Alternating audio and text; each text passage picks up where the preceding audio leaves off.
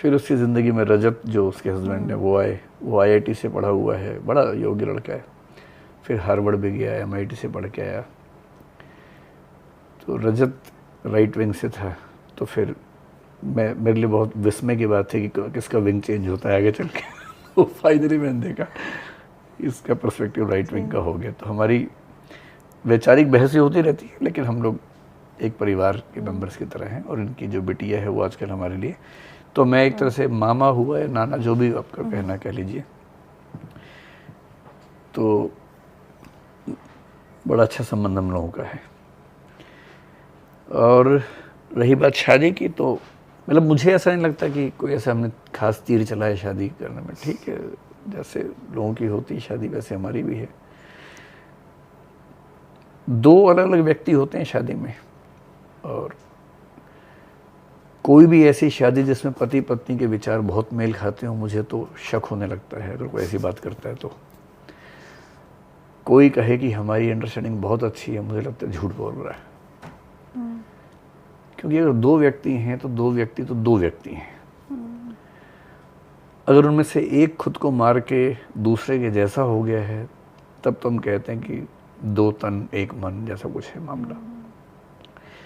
आधुनिक समय में जैसे जैसे पति पत्नी दोनों की पर्सनैलिटी होती है, पहले तो क्या था कि पत्नी की जिम्मेदारी है कि पति के रंग ढंग में ढाल लेना है और उसकी परछाई बन के जीना है। तो झगड़े शादियों में कम होते थे, तलाक कम होते थे। और उस समय लोग ये नहीं कहते थे कि इनकी शादी सफल हुई, सबकी सफल होती थी भाई।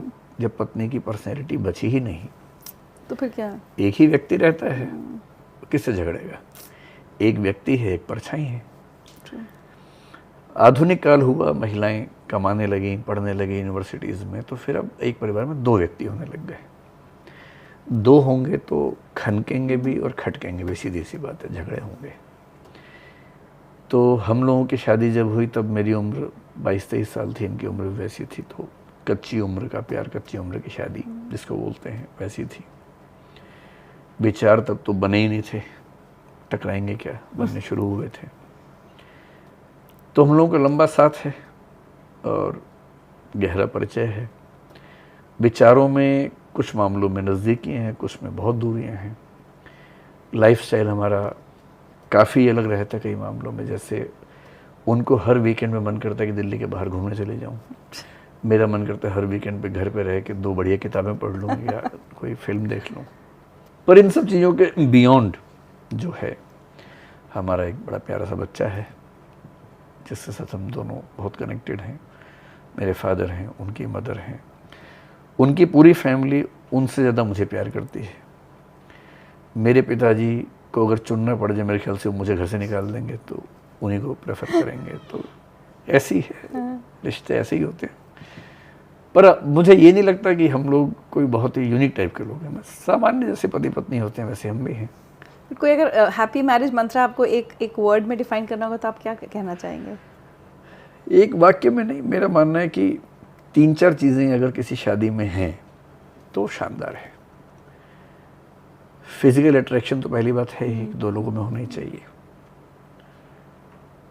अगर उनका टेस्ट मैच कर जाता है, जैसे दोनों को फिल्म देखने का शौक है एक ही तरह की, तो कमाल हो जाएगा, वीकेंड्स बहुत बढ़िया गुजरेंगे। दोनों को घूमने का शौक है तो मज़ा ही आ जाएगा। दोनों की बैकग्राउंड कम से कम इतने सिमिलर है कि समझ में आती है दूसरे की दुनिया। सही बात। जैसे एक ने कंप्यूटर साइंस पढ़ा, एक ने मेडिसिन पढ़ा, पर समझते हैं दूसरे की दुनिया, तो चीज़ें बड़ी अच्छी इंटरेस्टिंग हो जाएंगी। अगर स्पिरिचुअल टाइप के शौक भी दोनों के एक जैसे हो जाएं फिर तो कहना ही क्या। फूड चॉइसेस भी कुछ हद तक समान हो जाएं, कुछ अंतर ज़रूरी है, ताकि वरना तो फिर एक ही हो जाएगा ना, कुछ अंतर ज़रूरी है। सीधी सी बात है कि अगर कोई व्यक्ति बोर होने के बाद अपने स्पाउस से कहे कि तुम्हारे साथ बैठना है क्योंकि बोर हो रहा था, तो शादी सफल है। और स्पाउस के साथ बैठने के बाद कहे कि बोर हो गया हूँ, कुछ और कर लेता हूँ, तो इसका मतलब क्या बात चीज़ें ठीक नहीं। वैसे दोनों चीज़ें लाइफ में होती हैं, ऐसा नहीं कि इधर और है, ये दोनों ही होती हैं। अच्छा, आप लोग ये देखिए, बड़ी अद्भुत चीज़ है। करीब 3 घंटे से ज़्यादा की बातचीत हो चुकी है विकास दिव्य कीर्ति जी के साथ, और अभी तक यूपीएससी का जिक्र तक नहीं आया नहीं है। कीजिए, मतलब वो तो मैं इतना करता हूँ, वो तो मेरा लेकिन काम ही है। सिर्फ एक सवाल उससे ज़रा जुड़ा हुआ ज़रूर पूछूंगी, क्योंकि हम भी जब बड़े हो रहे थे हमारे माता पिता, अरे बेटा डीएम तो शहर का राजा होता है, तो वो यूपी बिहार में तो मुझे लगता है ज़्यादा, ऑल ओवर इंडिया कितना है पता नहीं, यूपीएससी को लेकर एक जुनून, एक दीवानगी। लेकिन फिर मैं ये भी देखती हूँ कि ब्यूरोक्रेसी में ना कई बार अपनी पोजीशन को लेकर, आप पहले उनसे मिले तो बताएंगे कि कितने संघर्षों से, कितनी गरीबी से उठ के वो आईएएस ऑफिसर बने, लेकिन बहुत साल बाद आप किसी सीजन्ड आईएएस ऑफिसर से, ब्यूरोक्रेट से मिलेंगे तो आपको बहुत अकड़ भी दिखेगी। Is our bureaucracy going wrong somewhere? देखिए, अकड़ तो हर उस इंसान में है जो बहुत आगे बढ़ गया है और उसको लगता है कि वो उसके लायक सामने था। वाला नीचे है और मतलब उसे लगता है कि वो इसके लायक था, जबकि सच बात ये है कि हम सब कुछ तुक्के लगने से सही जगह पहुंच जाते हैं। तो मैं ऐसे बहुत आईएएस को जानता हूँ जो एकदम विनम्र हैं, जिनमें इतनी भी अकड़ नहीं है, जबकि बहुत सीनियर पोजीशंस में है। कोई मंत्री है, अकड़ उसमें भी कम नहीं होती कई बार।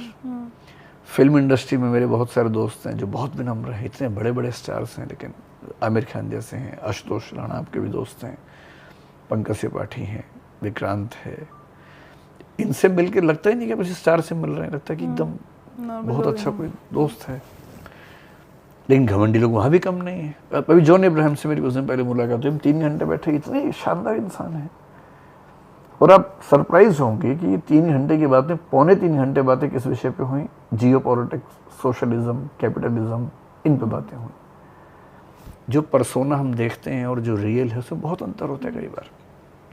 तो घमंडी लोग वहाँ भी कम नहीं है, जिनसे मिलना असंभव है, जो मिलेंगे तो नए एक्टर या एक्ट्रेस को बदतमीजी से बात करेंगे, वहाँ भी ऐसे लोग होते हैं। हर फील्ड में, पत्रकारिता में कम होते हैं ऐसे। मैंने सुना है, मैं तो जर्नलिस्ट केवल 1 दिन के लिए रहा था, 1 दिन में रहा था, सब एडिटर एक अखबार में, दैनिक जागरण में था मैं, सिर्फ 1 दिन के लिए।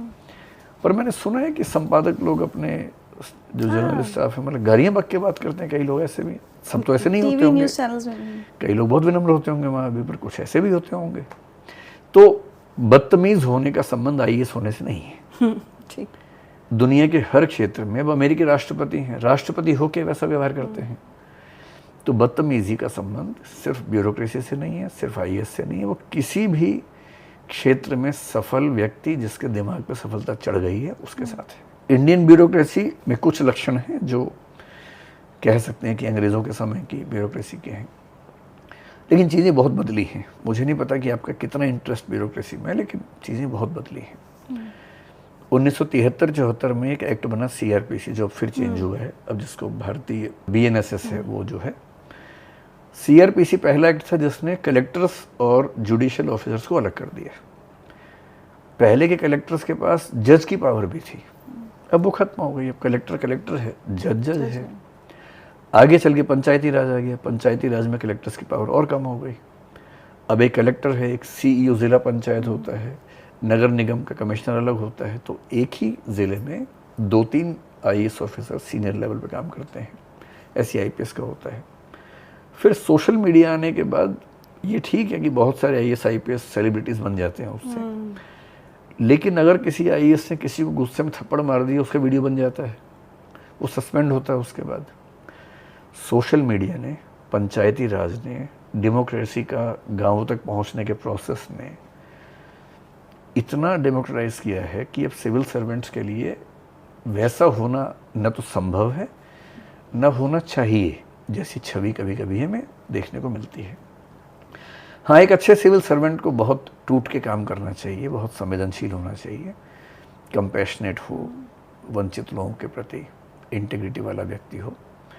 अगर आप मुझसे पूछें कितने सिविल सर्वेंट्स ऐसे हैं जिनमें इंटीग्रिटी है, जो बहुत कंपैशनेट हैं, करप्शन नहीं है, हाँ, तो मेरे ख्याल से वो संख्या 5% होनी चाहिए। पर ये 5% सिविल सर्वेंट्स नहीं, किसी भी फील्ड में ऐसा ही है। अगर आप मुझसे पूछें कि पत्रकारिता में ऐसे कितने लोग हैं जो एकदम दूध के धुले हैं, आप तो पत्रकार हैं, आप भी 5% के ऊपर नहीं बोल पाएंगे, हर फील्ड में। तो ये ऐसा नहीं है कि सिविल सर्विसेज में ही है। अगर सिगमंड फ्रॉइड के सिद्धांतों को आसान भाषा में कन्वर्ट करना हो तो 90% लोग अच्छे बुरे के बीच में फंसे रहते हैं, मौका मिलते बुरा हो जाते हैं, फिर अच्छे हो जाते हैं। 5% है जो संत जैसे हो चुके हैं, 5% है जो पिशाच हो चुके हैं। पिशाचों को और संतों को दुविधा नहीं होती है, उन्हें पता है वो क्या है। बाकी 90 दुविधा में रहते हैं। और ये मेरे ख्याल से सिविल सर्विसेज नहीं, दुनिया की हर फील्ड में वैसा ही होता है। आपने एक्टर्स की बात की, आपके लिए एक मैसेज आया है। किसी एक्टर से भी करवाया आपने? सोचिए कौन हो सकता है। आशुतोष राणा होंगे, वही कॉमन फ्रेंड है हमारे। अरे नहीं, और भी कॉमन फ्रेंड्स हैं। क्या बात है, मैं आनंद आ रहा है मुझे ये बनाते हुए विकास देवकीर्ति सर के लिए। ऋचा जी के उस पे जो शो पे पॉडकास्ट पे जा रहे हैं। मेरे बहुत ही प्रिय व्यक्तित्व हैं विकास सर, और शिक्षक हैं। ये अलग बात है कि मुझे कोई इम्तहान जीवन में नहीं देना था जब मैंने इनको सुनना शुरू किया ना। मैं यूपीएससी का अभ्यर्थी हूँ, पर मैं सुनता था शूटिंग ख़त्म करके घर आने के रास्ते में इनका ऑडियो चला के, और कोई ना कोई क्लास सुनता था, वो दर्शन की हो, समाज शास्त्र की हो, किसी भी विषय पे हो, और बहुत समझ खुलती थी। क्योंकि बतौर अभिनेता हमारे लिए बहुत ज़रूरी है समाज को जानना, स्वयं को जानना, अन्य विषयों को जानना। तो मेरे पसंदीदा बेहतरीन शिक्षक हैं। और मैं मिला तो बहुत फैन के जैसा था। ओ माय गॉड 2 के सेट पे आप आए थे और हमने बातें की, हम सेट दिखाए आपको कैसा है और हम क्या करते हैं। और उस समय आप 12th फेल के राइटिंग के लिए आए हुए थे। तो सिनेमा में उतनी ही रुचि है आपकी और उतना ही ज़बरदस्त लिखते, पढ़ते, पढ़ाते हैं। मैं चाहता हूँ कि हिंदुस्तान का हर नौजवान कभी न कभी आपकी क्लास सुने, देखे और समझे, और उसका व्यक्तित्व का विकास हो। आपके जैसे शिक्षक का होना बहुत ही अद्भुत और बहुमूल्य चीज़ है हमारे समाज के लिए। और इस युग में, इंटरनेट के युग में, जहाँ इंटरनेट पे नाना प्रकार की व्यर्थ की चीज़ें लोग देखते हैं, मुझे लगता है आपकी क्लासेस देख के सार्थक होगा सबके लिए। तो मैं तो हर नौजवान को, अपने को एक्टर्स को बोलता हूँ कि सुनो का सर की क्लास। बहुत सारी शुभकामनाएं हैं आपको और मैम को। और दिल्ली आना ड्यू है, मैं आऊँगा, घर पे आऊँगा, ये ऑन रिकॉर्ड बोल रहा हूँ। जल्दी आएंगे। नमस्ते। ये जब आएंगे तो हमें बुला लीजिए। अरे कुछ क्योंकि इन्हें हमारे घर के लिए प्रॉमिस किया हुआ है कि मैं आके आपके घर टिंडे की सब्जी बनाऊंगा। वो आज 3 साल हो गए वो टिंडे की सब्जी नहीं बनी। 2 ऐसी घटनाएं घट चुकी हैं। 1 साल पहले भारत सरकार का एक प्रोग्राम था सूरत में, उन्होंने मुझे इनवाइट किया था। इनको इनवाइट करना चाह रहे थे, कर नहीं पा रहे थे। तो मैंने कहा अच्छा मैं बोल देता हूँ। तो मैंने बोला पंकज भाई मैं आ रहा हूँ, आप भी आइए। बोले आप आ रहे हैं ना? मैंने कहा। बोले आता हूँ मैं, मज़ा आएगा। संयोग कुछ ऐसा हुआ कि मैं नहीं जा पाया और ये गए वहाँ। मैंने इनसे कहा कि कुछ ऐसी स्थितियाँ बन गई है, मैं नहीं जा पाऊँगा, आप लेकिन चले जाना, वो परेशान हो जाएंगे। बोले नहीं मैं जाऊँगा ज़रूर। अब आज से 2 महीने पहले क्या हुआ कि एक अखबार ने मुझे भेजा कि हम आपको पुरस्कृत करना चाहते हैं। जनरली मैं कोई पुरस्कार स्वीकार करने से बचता हूँ, बचता हूँ, बहुत दूर रहता हूँ। तो उसमें नाम भेजे, उसमें पंकज त्रिपाठी का नाम भी था। तो मैंने इनको पूछा, मैंने कहा आप आ रहे हैं क्या? बोले हाँ सर मैं आ रहा हूँ। मैंने देखो मैं जाता नहीं हूँ, पर आप आ रहे हो तो मैं चलता हूँ, इसी बहाने मिलना हो जाएगा हमारा। बोले हाँ सर आ जाइए, मिलेंगे वहाँ और फिर घर चलूँगा, खाना खाएंगे। तो मैंने हाँ बोल दिया। आप चले गए, वो नहीं आए। जिस दिन जा रहा था 1 दिन पहले मैसेज आया कि सर माफ़ी चाहता हूँ मैं नहीं आ पा रहा। तो खैर अब ये जब भी दिल्ली आएंगे तो हमारे घर भोजन पे आएंगे, ड्यू है। मैं भी आऊँगा। हाँ आप भी आइए ना, आप भी आइए। लेकिन इस मैसेज से ना मैं एक जो दूसरी बात करना चाह रही थी आपसे कि देखिए वो एक्टर है, वो कह रहे हैं मुझे कोई इम्तहान नहीं देना। आज की डेट में विकास दिव्यकीर्ति यूपीएससी के स्टूडेंट्स के टीचर नहीं रह गए हैं। मैं कल देख रही थी कि आपका एक वीडियो, अच्छा आजकल रील्स का ज़माना है, हम लोगों को कई लोग बोलते हैं क्यों लंबा वीडियो बना रहे हो, कोई नहीं देखेगा। आपके 3-3 घंटे के वीडियोस और 50-50 लाख व्यूज़ हैं। आई एम लाइक ये कर क्या रहे हैं, ये क्या हो रहा है? तो आप तो अब सबके जगत शिक्षक बन गए हैं। अरे हाँ ये तो है, कोविड के ज़माने की भूमिका ज़्यादा बड़ी इसमें है। कोविड में सब घरों में कैद थे और कम कंटेंट था, तो उस समय बड़े वीडियो खूब चले। इजराइल पैलेस्टीन पे आपने 5 घंटे का बना है? मेरा एक वीडियो 5 घंटे का है सेकुलरिज्म पे, इजराइल पे है 4.5 घंटे का, जो मेरे ख्याल से 1-1.5 करोड़ लोगों ने देखा होगा। आर्टिकल 370 पे 3.5 घंटे का है, जो मेरे ख्याल से 4 करोड़ लोग देख चुके हैं, 40 मिलियन से ऊपर लोग मेरे ख्याल से 39-40 के आसपास मेरी टीम बता रही थी कि है। इससे हम भी समझते हैं भाई यूपीएससी देने वाले कितने लोग होते हैं सालों में, 5 लाख लोग होते हैं, मतलब 13 लाख लोग फॉर्म बाकी लोग भरते देख रहे हैं, हैं। एग्जाम 5-5.5 लाख होते हैं, तो 10, 15, 20 लाख के ऊपर जो भी नंबर है वो यूपीएससी वाला तो नहीं हो सकता। हाँ। तो अगर कोई वीडियो 4 करोड़ लोगों ने देखा है तो इसका मतलब है कि 3 करोड़ 80 लाख लोग तो नॉन यूपीएससी वाले ही हैं। तो अब मुझे ये ऐसा होता है, अक्सर ऐसे लोग पहचानते हैं जिनका मुझसे वैसा लिंक एकदम नहीं होता। छोटे बच्चे होते हैं, कई बार बड़े बूढ़े हैं, घर की में काम करने वाली महिलाएं हैं। जो सबसे खूबसूरत कमेंट्स मैंने पढ़े आज तक अपने वीडियोस पे, 2 कमेंट्स पढ़े मैंने अपने एक वीडियो में जिक्र किया। एक महिला ने लिखा कि मैं गर्भवती हूँ और जब मेरा बच्चा अंदर से लात नहीं मारता, चिंता होती है, मैं आपका वीडियो ऑन करती हूँ फिर लात मारने लगता है। मुझे लगा बताइए अब मेरी क्या भूमिका हो गई है। अभिमन्यु तैयार हो रहे हैं अब तो। और एक ने लिखा कि